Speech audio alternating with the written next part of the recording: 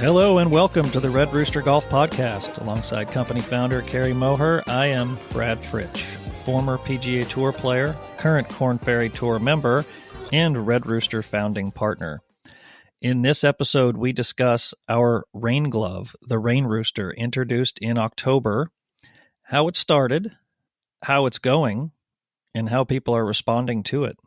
Red Rooster Golf, join us in waking up your golf glove game, an oft-neglected part of your equipment, and yet ever present on each and every shot you hit. Learn to manage your glove, make sure it's there to help you, and change it when it's not. Red Rooster Golf, wake up, shake up, step up, and give. Kerry, it's nice to see you, talk to you, and in this episode we're going to talk about the Rain Rooster, which recently has gotten a lot of great publicity, and we'll just start from the beginning. We do really good golf gloves. When did you decide, let's think about making a rain glove? Probably on my first trip to Indonesia when I got into that glove vault after I practically had to break my way in. And when I finally got in there, I saw obviously all these different grades of leather. So that was something that I hadn't considered. So, we spent a lot of time first trying to figure out, what grade of leather, what thickness, all those kinds of things. But there was also all kinds of different synthetics. And, I decided not to sort of open Pandora's box as we just got started. But I planted the seed in the back of my mind that, we'd be making, probably at least a glove with some of these synthetics, not necessarily a rain glove. That sort of got us down the path of the Rain Rooster, which we can kind of talk about another time. Something that was, meant for practice and super durable to save those soft leather gloves. But it was just the range of materials that these manufacturers were using on gloves, and not just golf gloves, but they've made different sport gloves. And so that was a chance to kind of try all kinds of different materials and gloves, for batting gloves and equestrian and MMA and all those types of things, and see different materials that I thought, could apply. So that was I think it was that getting access to that glove vault and seeing that wide range of materials that got me thinking about what was possible. Okay, so this is November of 2020, your first trip over to Indonesia. We're trying to figure out if we can make a really good golf glove, and you're already over to the rain glove in the back of your mind. Is that something your mind's always working? You're always 4 steps ahead of where you want to be? No, not really. It was really in the back of my mind, and it wasn't till we started after I thought we nailed the Cabretta leather gloves. Then I started thinking about it and started thinking about our subscriber base, knowing that, these are, in my opinion, kind of our happiest customers. They're getting a glove, every month or 2 months or so, and they need variety. So we had tried to, build a line of gloves that, the Rain Rooster for practice, and the Cape and the Silky for a little extra stretch in the knuckles and palm area. And then, variety of different styles to keep things fresh, match outfits, all those types of things. But clearly a rain glove was a glove that, in my opinion, every golfer needs. And I was hoping to make something sort of eventually. And then it was a pretty big challenge to do it remotely. Eventually I had to go back to Indonesia and work directly, because you couldn't, I didn't know all the materials offhand. We had this amazing product designer, Jason Beam, and he had a lot of ideas because he had done some product design. He'd been working in diving. And so he had some ideas on some waterproof gloves and some materials and idea. But, these things didn't mean a lot to me. When you start throwing around neoprene and nylon and spandex, and it's all relative to how porous they are, how thick they are, you sometimes you need to literally get back in one of those rooms, try a bunch of different things, and say, no, it's this spandex or it's this nylon. And so yeah, we started working with our glove manufacturer over there to start the process, and we were successful pretty quickly with the leather gloves, and maybe a bit naive on how long it was going to take to figure out the rain glove. Right. I recall a lot of back and forth about materials and stuff like that. But let's back up a little bit. I always laugh about playing in the rain. Honestly, if it ever rained in competition, I would want a thunderstorm, because playing in the rain is a disadvantage. Half the field isn't playing at the time. So I don't want to have to play in the rain, and they don't have to if they're waiting it out, or they're morning and I'm afternoon or whatever. You have a little bit of a different take on playing golf in the rain. I love it.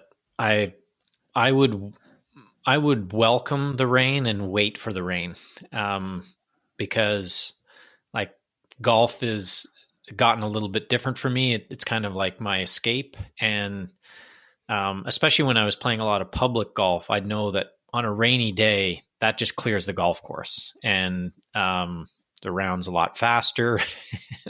Most people kind of bail. So it gave me a chance to play. And I think just playing college golf, we played in the shoulder seasons. You played in the fall or you played in the spring.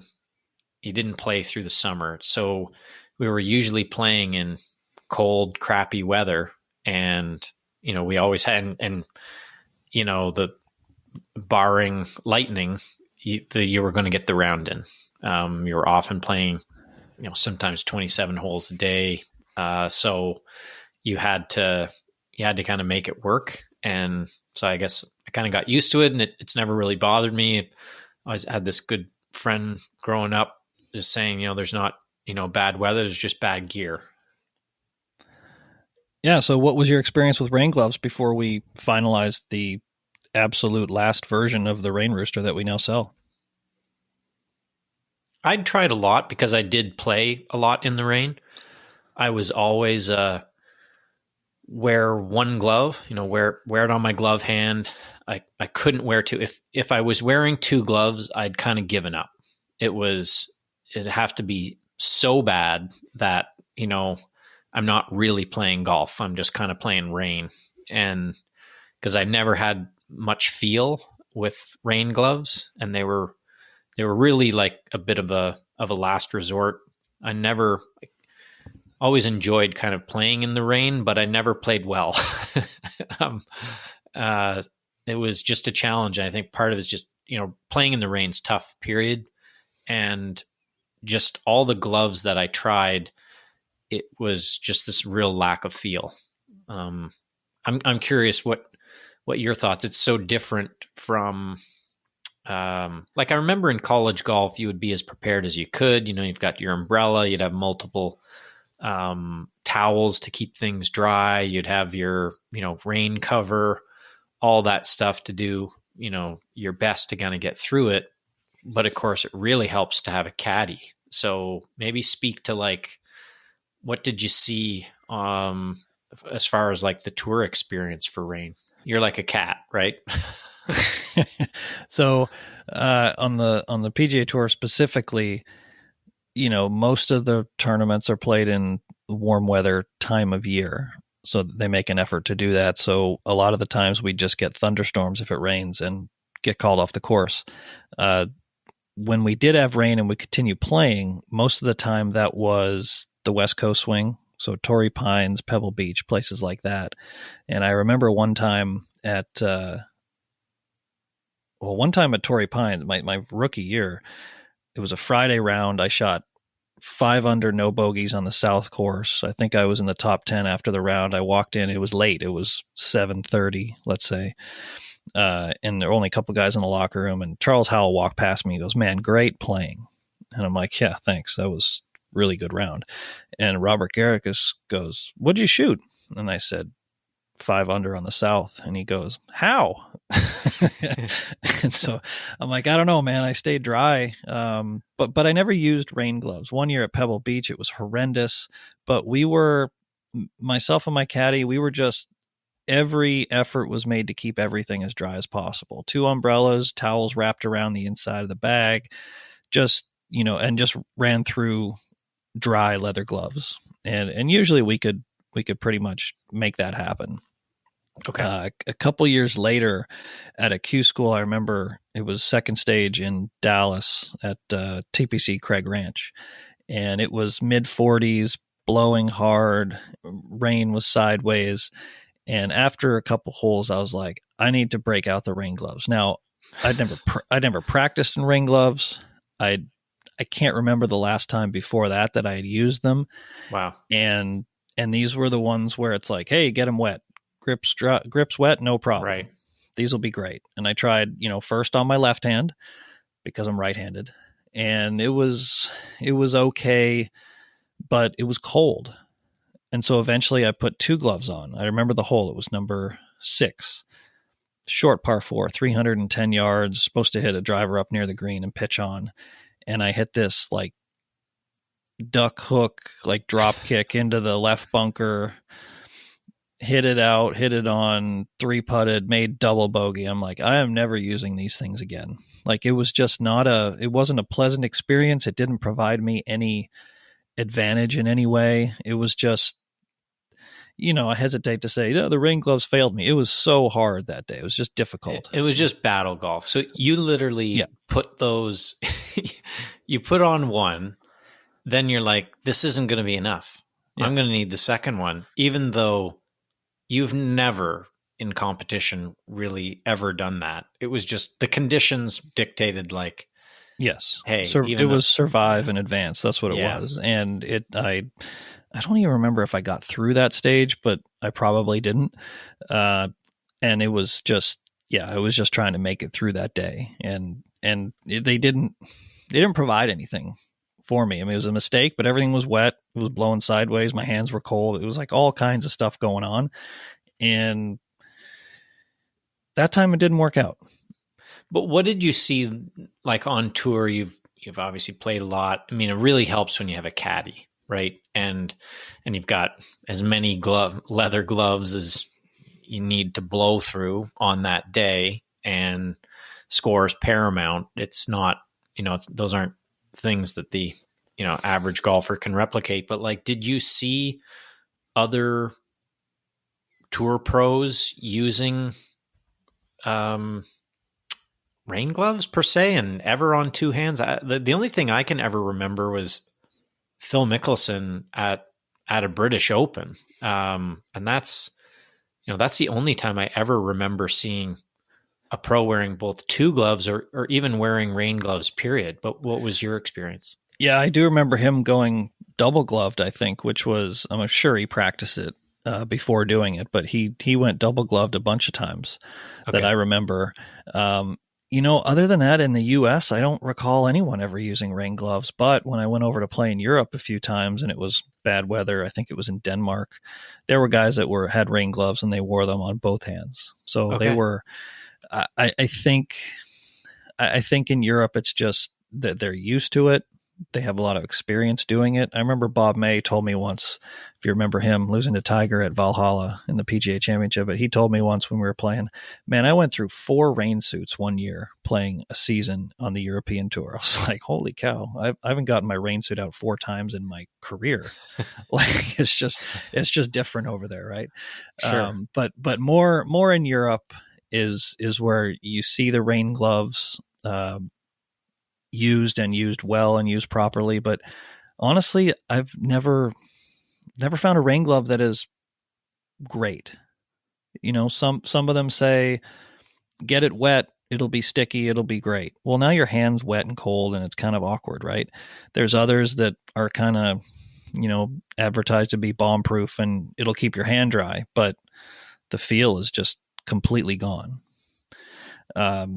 So it's just kind of it's a battle whether to embrace feel or embrace keeping your hand dry.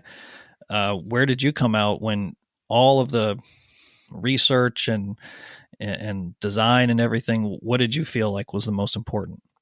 Really focused on feel and trying to, I think, it's kind of funny. We've almost taken like the opposite approach with rain gloves that we did to Cabretta leather, because that was very much where, when I was picking your brain, a tour,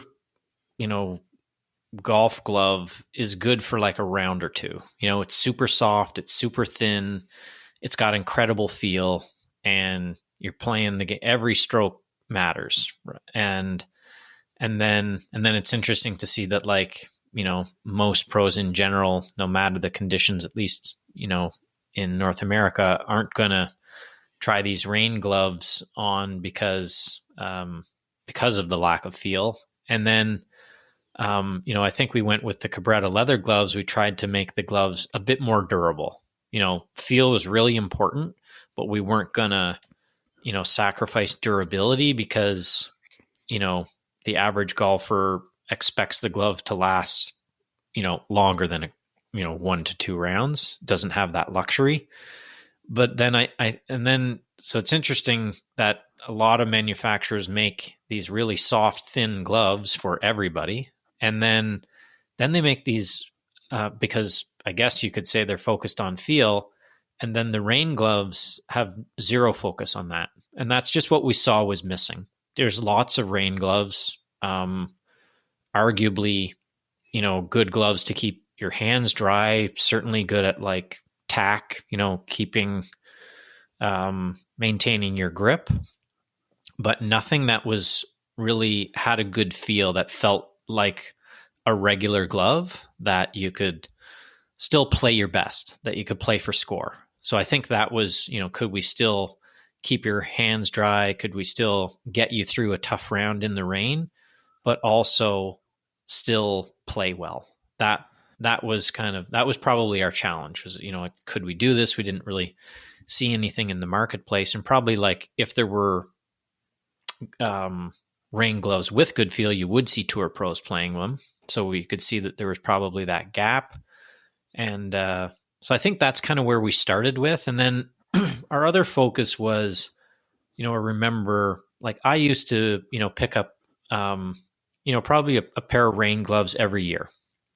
And, I would play enough in the rain that I needed to replace them every year. They were sort of like an annual purchase. And usually it would be like in the spring leading into, that just as the season's opening, when it's a little bit cooler and kind of crappier weather maybe. But I remember talking to, or it'd be a trip, and it would be a splurt where it'd be like, hey, I'm invested in this trip. I'm going somewhere where the weather might not be great. Maybe that's abandoned dunes. Maybe that's over to the UK. Maybe it's just the time of year, and I'm going to be playing, no matter what. And I remember when we bounced some of these ideas off of Rick Young at Score Golf, his quote, he said, "If you're going to the UK and you don't pack rain gloves, you're an idiot." Well, he likes to beat around the bush a little bit, doesn't he? Right. So I like that was sort of in the back of my mind that, like, yeah, you need them. They're kind of this necessary evil. You don't really see tour pros playing with them. So clearly, the feel isn't there. So if we're going to address this, let's try and make a glove with feel. And that's kind of where we started. And so the first foray in, I can say confidently, the first gloves that we made, they were, sort of felt like you could wash dishes with them. Like they were kind of bomb proof. We started with waterproof, keep the hands dry. And so that was pretty easily achieved. And then there's a lot of downside to those gloves. There's no feel, and they can get pretty hot, and there's no breathability there. So that we kind of started on that extreme. And then I think every iteration after that, we kept adding different elements to achieve that, the feel factor that we were going for. Yeah, I think the thing in my mind the entire time was, imagine spending 3, 4, 5 grand going over to Ireland, going over to Scotland, whatever, and investing in a trip and wearing either a rain glove that didn't work, or not having rain gloves at all, and not enjoying yourself if the weather happened to be, 6 out of 7 days it was bad or whatever. You need that piece of equipment to enjoy yourself, because it is no fun either holding on for dear life as you swing, not knowing if the club's going to come out of your hand, or just saying F it, and I'm going to wear a leather glove, and it's just going to be a disaster the whole time. So I think where my mind was when we started this project was try to find that happy medium. We're not looking for there it is, not looking for the waterproof, washing dishes glove where it comes out and your hands completely dry afterwards. It has to be something that you can play in, because nobody wants to go on a trip or play in a tournament and play shitty golf when either you care about your score or you care about your overall experience, like if you were going on that expensive trip overseas with the guys and stuff like that. So yeah, it took us through a bunch of iterations, right? I can't remember how many. I think there were at least 3 or 4. I remember trying a bunch of them. Yeah, I remember the first thing that I did was, because all I'm used to is the gloves that you get wet and don't worry about the grip getting wet or anything. I remember I dunked my hands in the cooler on the cart and then tried to hit a shot. And you were kind of like, "Hey, man, this is not what we're going for." I remember that. You're like, take your mind off that. Just put that aside. We're going to try something new. Yeah, you're right. We tried everything. So you've kind of got like the top side of the glove, kind of presenting here. We had to. This is where we did a material that's fairly bomb proof, fairly waterproof, but when you use that same material on the underside, you take away the feel and there's no tack, right? So then we had to start with bringing in the feel. So we got some thinner materials, and then none of those had any tack. So we eventually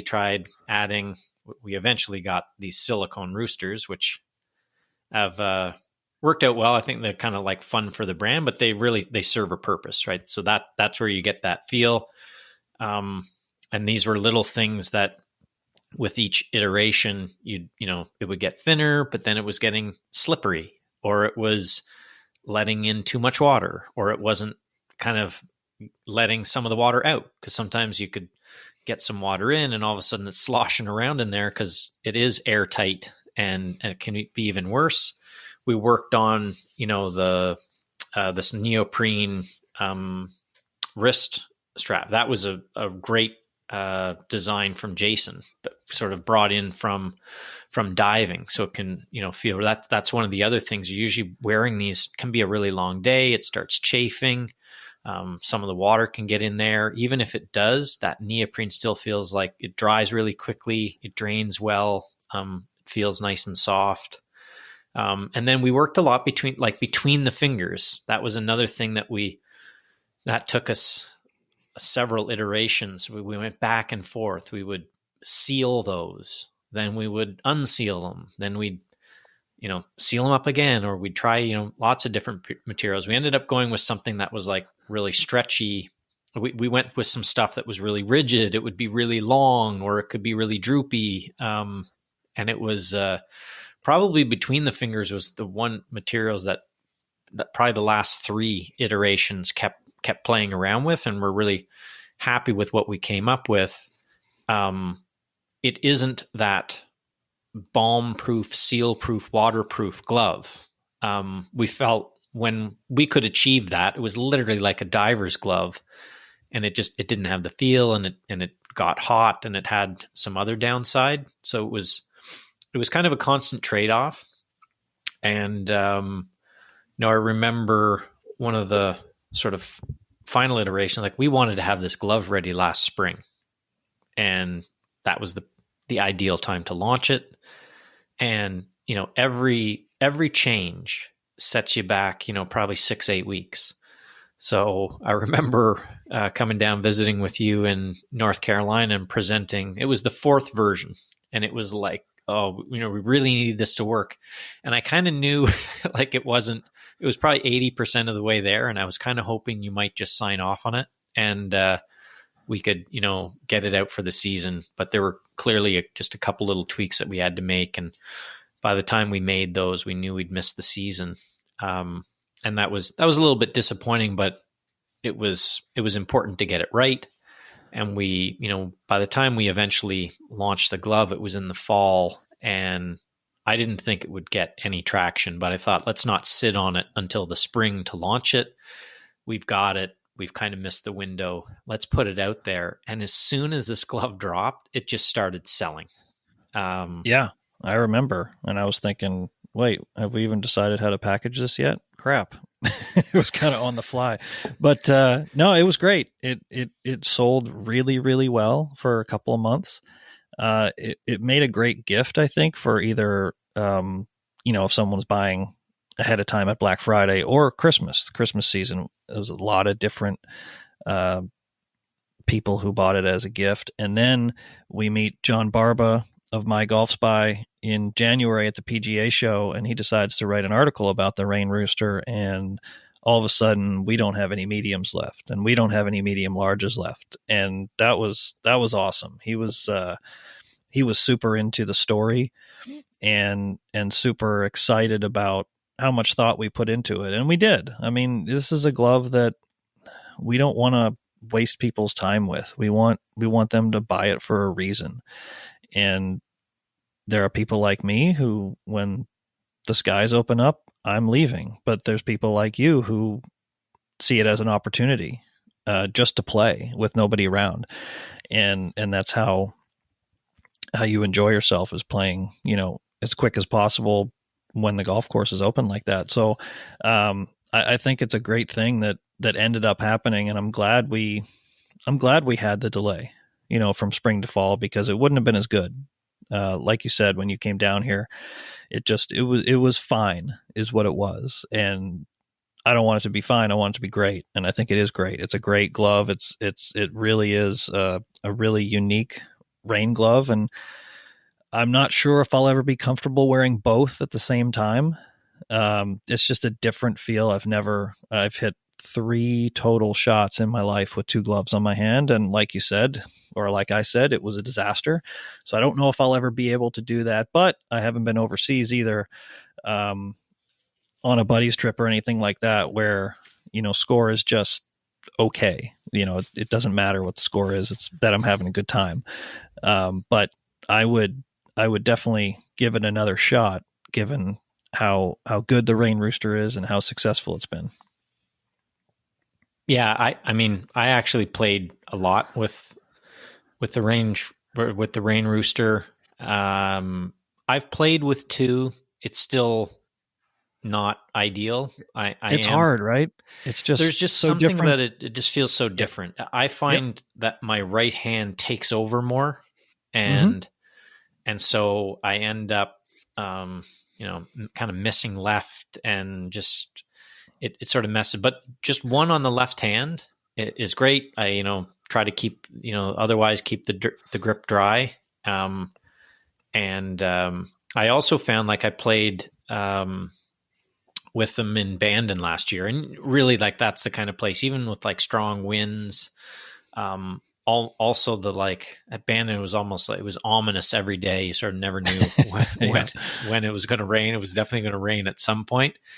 And they're great with under a mitten, and kind of like keep the hands warm, and then have these gloves if it's sort of like that periodic spitting where I'm not kind of going back and forth with gloves. And I remember them just like getting wet and drying really fast. And what I found was some of the other gloves that they get wet and then like they stay wet and your hand's cold, and you can only play for like a couple of holes, versus like I was going out to Bandon. We were playing 36 a day, and I was, wearing them when I had to. I always prefer to go back to a leather glove. when I can. And it has to be raining pretty hard for me to even put them on anyway, because I'm like you, I'll still stick with the leather gloves as long as I can. But I'm getting more and more comfortable now, just, flipping over to it. And it was interesting. I think it was Connor from GGT. First of all, I think he said he felt like a Premier League goalie or something when he put them Yeah. on. But also, we've heard from some customers who will wear them in the heat.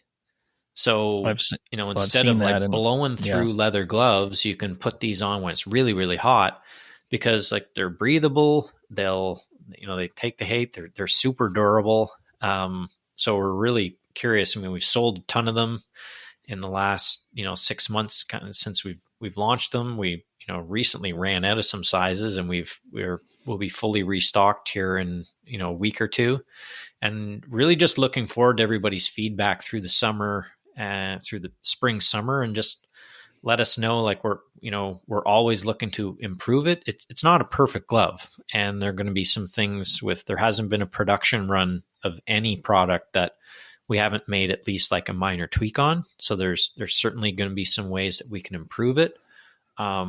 We did decide to go with just regular sizing. So we eliminated cadet sizing, and the thought process there is, you can see there's a lot of stretch in these, and they can accommodate a cadet hand with, they're pretty tight, but they'll stretch so that they conform well to like a slightly shorter fingers and a wider palm.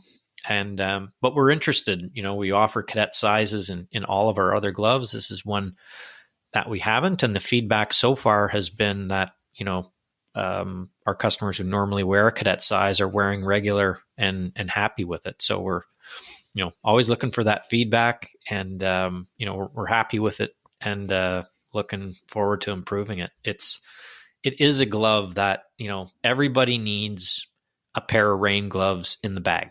And you hope you don't have to pull them out, but you need to have them there to be prepared to not just throw them on and play battle golf, but hopefully, put them on and play as well as you can when the weather is less than ideal. Yeah, for sure. Some of the notes that I write when I'm packing these are, I hope you don't need these too often, right? I mean, I imagine our customers in Washington State, for example, like Seattle area, maybe Oregon on the coast, like they probably see rain more than most, and probably need the Rain Rooster more than most golfers. But I mean, like you said, it's of course preferable to play in nice conditions, but these are an essential tool if you're going to play in rainy conditions. It's just as simple as that. Carrie, it was an interesting process developing this.